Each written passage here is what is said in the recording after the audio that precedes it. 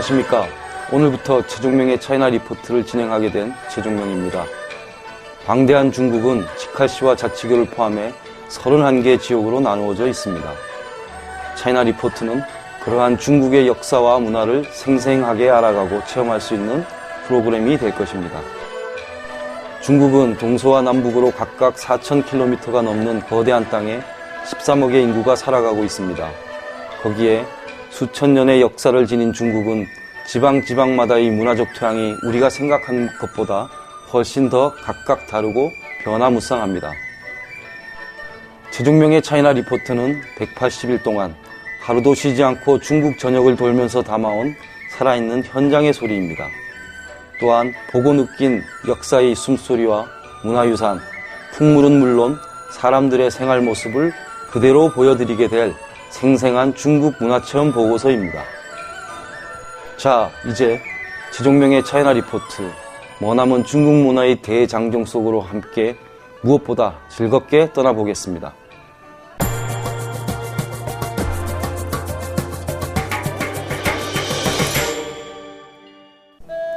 최종명의 차이나 리포트 첫 시간은 산둥 지역에 대한 이야기로 열어보겠습니다. 중국 중원의 동쪽 산둥성 끝자락은 우리나라 서해와 닿아 있는 아주 가까운 곳입니다. 서경에는 우공구주도라는 기원전 춘추 전국시대 이전의 중국 지도가 있는데, 이에 따르면 타이산을 기준으로 서남부를 연주라 하고 동부를 청주라고 했습니다. 이 두 곳을 합치면 지금의 산둥 땅이라 할 수 있습니다.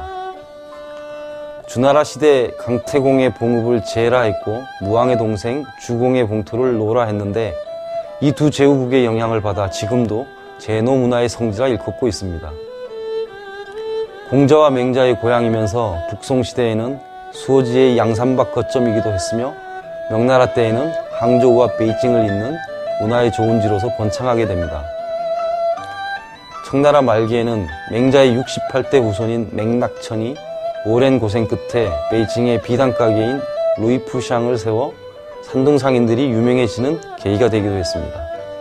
서구 열강의 개항지이던 칭다오를 중심으로 중국 경제 성장의 중심지이기도 합니다. 산동 동쪽 끝도시인 룽청과 웨이하이, 칭다오, 진안을 거쳐 일출이 아름다운 타이산과 공자 향기 가득한 취프로 함께 떠나보겠습니다. 룽청시 스다오진에는 장보고의 흔적이 있습니다. 드라마 해신을 통해 친근해진 장보고는 당나라 문영군의 참전에 공을 세우고 청해진을 설립했으며 해적을 수탕하고 해상무역을 발전시킨 역사적 인물인 것을 우리는 다 알고 있습니다. 츠산이라고 하는 곳에 불교 사원인 법화원을 세워 일본 승려를 배려하는 등 불교에 관심이 많았다고 전해집니다. 장보고 기념관은 바로 장보고가 세운 법화원 산자락에 조성되어 있는데, 아침부터 아주머니들과 학생들이 동원된 가운데 요란하게 개관식이 열리고 있습니다. 이미 일반인에게 공개되긴 했지만 외국인 이름의 기념관이므로 중앙정부의 허가를 받아야 하고, 그래서 뒤늦게 이렇게 공식 행사가 열린다고 합니다. 행사가 끝나자 축포 소리 때문에 귀가 따갑습니다.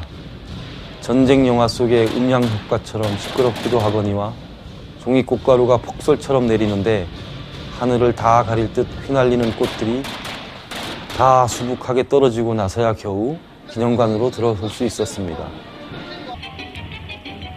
기념관 마당에도 전통 공연과 서커스가 벌어지고 있었는데, 사자 가면 춤을 추는 사람들 옆에 있는 가오차오가 눈길을 끕니다.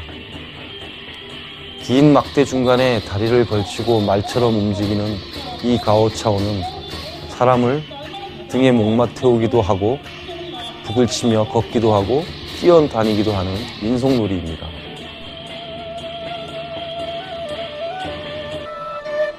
아담한 마당 안에는 8m 높이의 장보고 동상이 우뚝 서 있습니다. 과일과 생선을 차려놓고서는 사람 키만큼이나 큰 향을 태워 연기를 피우며 예를 올리고 있는데, 동상 위로 노랗고 붉고 파란 깃발들이 마치 만국기 마냥 휘날리고 있기도 하고, 바람 부는 대로 깃발은 이리저리 흔들리건만 장보고 동상의 시선만큼은 늠름하게도 저 바다 너머를 향해 있는 듯 보입니다. 그런데 장보고의 시선이 머무는 산 정상에 엄청나게 큰 동상 하나가 역시 바다를 향해 있습니다. 높이만도 33m가 넘는 이 청동으로 주저한 동상은 밝을 명자를 써서 명신이라 부릅니다. 바다를 터전으로 살아가는 이 지방 사람들의 전설 속에 등장하는 바다의 신이라고 하는데, 산 꼭대기까지 이 거대한 동상을 세우기 위해 꽤나 공을 들인 듯합니다. 가파른 계단을 따라 신화 속 해신인 명신의 얼굴을 보고 있으니 오히려 역사의 한가운데서 걸출하게 살았던 해신 장보고의 우렁찬 기상이 새삼 떠오릅니다. 산동 동쪽 끝자락 뭉청에 있는 장보고 기념관은 신라인으로서 중국에서 성공한 역사적 인물이니 차이나 리포트에서 처음으로 소개하게 된 것도 그 의미가 있다고 하겠습니다.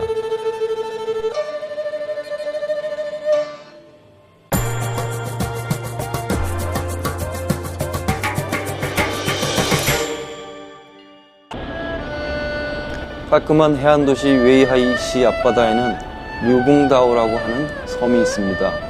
이 섬으로 가려면 배를 타고 약 20분을 가야 하는데, 섬으로 가는 동안 바닷바람에 휘날리는 깃발이 참 시원해 보입니다. 섬 북쪽은 절벽이어서 가파르고 남쪽은 완만하며 동서로는 4.8km, 남북으로는 1.5km에 이르는 그다지 크지 않은 작은 섬입니다. 유방이 세운 한나라를 서한이라 하고, 다시 황족인 광무제 유수에 의해 나라를 복원하니 이를 동한이라 하는데, 동한 말기가 되면 황건적의 난이 발생하게 돼 역사는 곧 삼국시도로 접어들게 됩니다. 동한이 망하자 황족이던 유공 일가가 도피한 곳이 바로 이 섬입니다. 황족이었지만 지역민들과 잘 조화를 이루고 살았고 존경받았던 인물이었다고 전해집니다.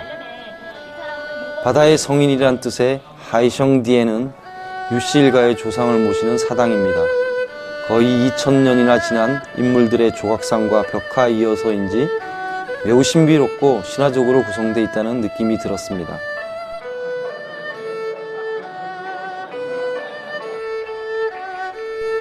섬 곳곳은 전통과학으로 잘 꾸며져 있으며 문과 창살마다 중국적인 문양과 현판 글씨가 우아하고 세련된 모습으로 남아 있습니다. 작은 정원이 하나 있는데 가운데에는 용머리에서 줄줄 떨어지는 물을 튕기면 피아노 음계 소리가 납니다.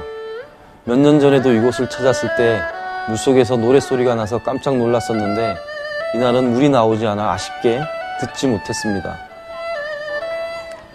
이 섬은 또한 청나라 말기 북양군벌에 해군기지가 있던 곳입니다. 북양군은 안후이 출신의 이홍장이 만든 군사조직으로 가보년 청일전쟁 당시에 가장 강력한 군대였습니다. 그러나 북양군은 이곳을 근거지로 동해와 만주에서 일본과 싸웠지만 전쟁에 패하게 되고, 그래서 이곳에는 청일전쟁에 대한 기억과 자치를 전시한 갑오전쟁 기념관이 있습니다. 북양함대 표시가 있는 큰 닷도 있고 전쟁 당시 상황과 역사를 전시하며 영화도 상영합니다. 갑갑한 실내 분위기가 싫어 밖으로 나왔더니 잔디 위에서 뒹굴며 노는 한 꼬마아이가 아는 체를 합니다. 여행 중에 개구장이 아이들과 함께 놀면 동심으로 돌아간 듯 마음이 편안해지는 데다가 중국 아이들의 맑고 투명한 발음을 들으면 저절로 귓속에 쏙쏙 들어오니 중국어 공부에도 도움이 됩니다. 배를 타고 다시 돌아가야 하지만 중국에도 이런 유서 깊은 섬이 있다는 것을 알게 된 좋은 기회였습니다.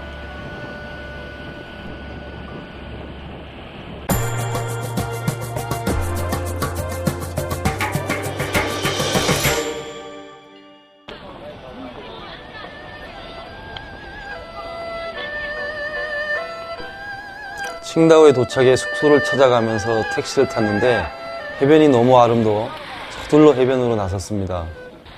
시원한 해변을 끼고 발달한 도시 칭다오는 해안도로에 자전거 통행이 금지되어 있어서인지 다른 대도시처럼 번잡스러운 느낌이 없어서 참 좋습니다. 한적하기도 하고 바닷바람도 상쾌하니 편안하게 산보하기에는 제격이라 할 만합니다. 해수욕장 도로를 따라 걸어가면서 보니 주변 풍광이 정말 마음에 들기 시작합니다. 해수욕장 하나를 지나 또 다른 해수욕장으로 돌아설 때마다 풍경도 약간씩 달라 보이기도 합니다.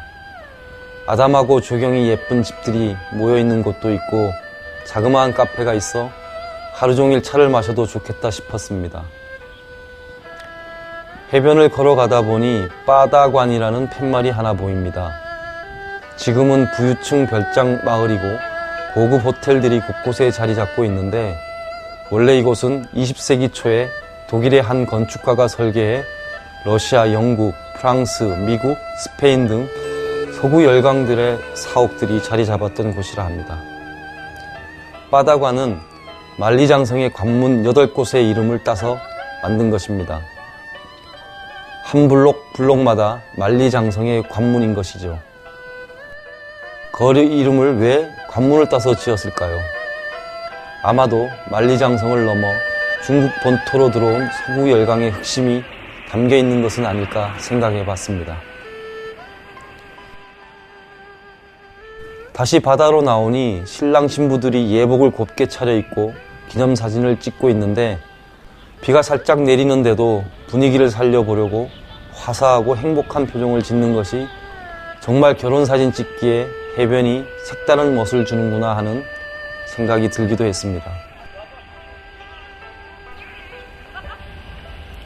낚시도 하고 조개도 줍고 물장난도 치고 심지어 아직 4월인데도 수영까지 합니다. 한여름 해수욕장에서는 느낄 수 없는 느긋함과 여유를 즐길 수 있다는 것은 이 도시에게는 큰 행운이 아닐까 싶습니다. 해변 끝자락에 있는 루신공원에 이르렀습니다.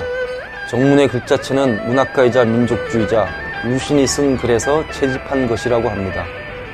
조각상도 멋지지만 그에 져서 누람을 책 모양으로 만든 것도 인상적이었습니다. 1912년 신해혁명과 1919년 오사운동 시기의 사회상을 담은 소설집인데 광인일기와 아큐정전이 담긴 책이니 루신을 대표한다고 할 수 있습니다. 해변을 다 벗어난 곳에 조그만 사당이 하나 있고 공예품 파는 상가가 있습니다. 민속박물관이라 써 있어서 상품 파는 곳이겠지 하고 들어섰다가 아주 마음씨 넉넉한 아주머니 한 분을 만났습니다. 종이를 오려서 여러 형태의 모양을 내는 중국 민간 예술 중 하나인 젠츠를 만들어 파는 곳입니다. 중국 공예품 가게마다 빨간색 종이로 만들어 파는데 지금은 공장에서 대량 생산한 것이 대부분입니다. 이날 뜻밖에도 민간 예술인 호칭을 받는 리원닝 여사의 환대와 함께 시연을 볼 수 있었습니다. 나이와 띠를 물어보더니 5분도 되지 않아 가볍게 삭삭 가위로 오리더니 귀여운 토끼 한 마리를 만들었습니다. 그리고는 선물로 준다는 것이 아닙니까? 젠츠를 본 것만으로도 고마운데 여행 중에 고이 간직하라는 덕담까지 들으니 정말 너무나도 기분 좋은 일이었습니다. 해변 끝자락까지 걸었던 덕에 친근하고 달콤한 인간 공예와의 만남을 가질 수 있었나 봅니다.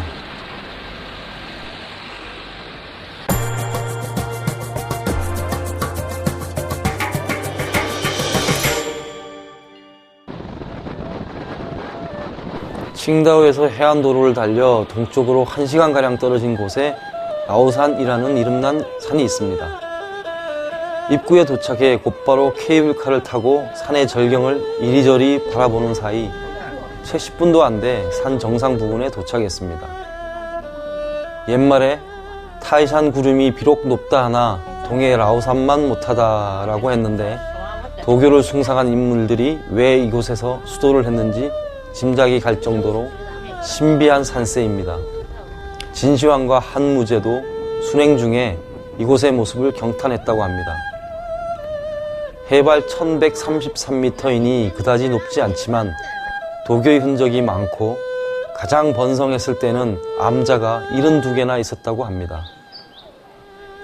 동굴 암자인 밍샤둥에는 온통 목련과 백일홍 고목이 둘러싸고 있습니다. 커다란 암석 사이로 동굴 입구가 있어서 들어가 보니 돛 닦기 참 좋은 곳이라는 생각이 들 정도로 아늑하고 또 조용했습니다. 마당에는 먼 산을 바라보고 향을 피울 수 있는데 하나에 10유엔이니 커다란 향 하나 다 탈 동안 연기를 따라 먼 산을 바라보며 고뇌를 다스려 본다면 좋을 듯합니다. 다시 케이블카를 타고 산을 내려오니 점심시간입니다. 마침 젊은 연인 한 쌍이 있어서 같이 앉아서 밥 먹어도 돼 하고 물어봤더니 흔쾌히 좋다고 합니다. 고향이 산시성 시안이며 둘이 여행을 다니고 있는데 아주 다정해 보였습니다. 여자친구는 아주 성격이 발랄하고 귀여운 데다가 한국 드라마를 아주 좋아한다고 해서 화제가 금방 생겼습니다. 안녕하세요라고 말하는 여자친구가 정말 귀엽지 않습니까? 남자친구는 다소 수줍어하는데 한국 배우 중에 권상우와 장나라를 좋아한다고 하네요. 점심을 먹고 버스로 다시 해안길을 따라 20분 더 동쪽에 있는 화옌스에 도착했습니다. 명나라 때 세워진 불교 사원인데 자료에 의하면 산동반도의 재력가들인 지모 사람들의 헌납으로 세워졌다고 합니다. 화옌스는 라오산 고대 건축의 최고봉이라 일컬어도 되는 화려한 사원 건축의 백미를 보는 듯 했습니다. 사원에 오르는 길은 평탄했고 바위마다 멋진 필체의 서예가 조각되어 있는데 단청처럼 맑고도 아름다운 색조를 담고 있어서 참 독특하다는 생각을 했습니다. 도교와 불교가 한 군데 어우러진 명산을 볼 수 있는 즐거운 하루였으며 거리에서 만났지만 전생에 인연이 있었던 듯한 친구들도 사귀게 됐으니 해안도로를 따라 돌아오는 길이 내내 좋을 수밖에 없었답니다. 자, 최종명의 차이나 리포트 그 첫 시간이자 산둥지방 1편은 여기까지 하겠습니다. 어떻게 재미있고 유익한 시간 되셨는지 모르겠습니다. 다음 시간 산둥지방 그 두 번째의 즐거운 만남도 기대해 주십시오.